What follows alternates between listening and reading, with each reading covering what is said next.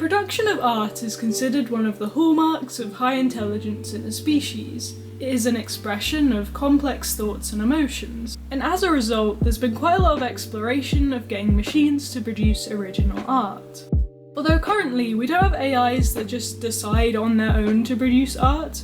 So far, it's all been in the realm of making a program that is specifically designed to learn from human art and generate new art based on that. And that's the kind of thing I'm going to be doing in this video. Specifically, I will get a computer to learn from some Taylor Swift songs and generate a new song based on those. If you're not familiar with how machine learning works, you might be wondering how this is even possible. I mean, art is quite abstract and subjective. How do we get a computer to generate it? Well, basically it's possible because all media on a computer is stored as a long list of numbers. Like, image files consist of numbers representing how red, green and blue each pixel needs to be, and audio files basically consist of numbers that indicate how much the speakers need to move in and out by to push air to produce sound. So what that means is that producing an image or a song or whatever can be made into a mathematical problem that we can get a computer to solve. The basic idea is that you get a bunch of examples of the type of song or art that you want to generate, get them into a certain numeric format, then you feed those into a machine learning algorithm and it will work out the relationships and patterns in all those numbers and will produce a new thing based on all those patterns that it worked out. Now in this video, I'm going to be showing the results from two different methods of using machine learning to generate a song. First, we'll look at a more basic attempt that I made, and after that I'll show you results from using one of the state-of-the-art solutions out there for generating songs, specifically OpenAI's JukeBox. So I'm not going to bore you with all the technical details of this attempt before I show you the result of this, but I will briefly describe how I went about it. To make this problem simpler for a computer and therefore possible to train in the amount of time I'm willing to leave my computer switched on for, I separated the melody and lyric generation, so I can represent each separately in a really compressed format and basically reduce the mathematical complexity of the problem compared to learning directly from an audio file. For lyrics generation, first I needed to get a bunch of examples of Taylor Swift lyrics for a machine learning algorithm to learn from, so I wrote some code to grab a bunch of lyrics from genius.com, then I fed those into an already existing project for text generation called TextGenRNN, which I came across that was relatively easy to use and relatively fast to train on new text, and after a while of training I got out some lyrics. For melody generation, I needed to get the melody of a bunch of Taylor Swift songs represented in a simple way, so for this I started by making some MIDI files of the main vocal melody of some Taylor Swift songs, specifically just for her album Folklore because it was taking me too long to do this. So Folklore is the album this song will be based on. But anyway, so then I did a bunch of further processing on those MIDI files, like transposing them all into the same key and various other things, so I just ended up with a relatively short one-dimensional list of numbers representing the main vocal melody line for each song.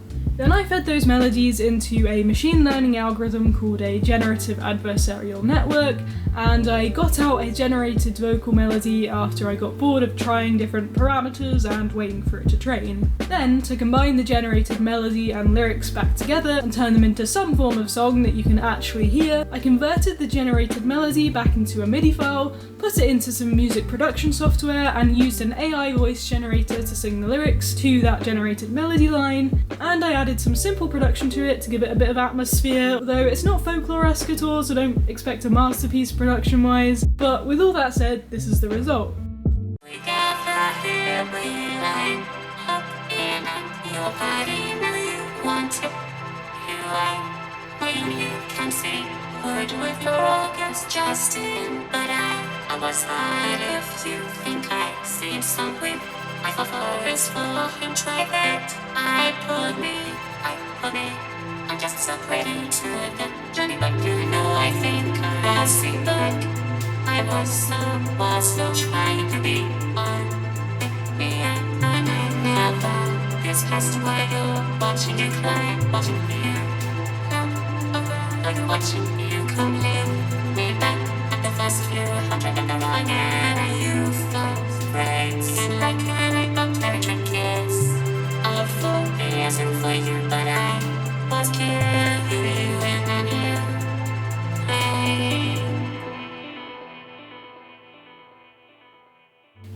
that was interesting. I mean, I'm not sure if we're quite ready to take this to the writer's room with Taylor Swift, but I did learn a lot from doing this, I guess. So now let's look at my second attempt, which remember I was doing using a program called JukeBox from OpenAI. Unlike with my version, JukeBox learns directly from audio files, not broken down and symbolized like in my attempt. This means that it does need a more powerful computer to train, but unlike in my version, it can learn a whole range of characteristics like the sound of Taylor's voice and the production style of her music. Now you can actually explore some of the music produced by JukeBox on their website, like this.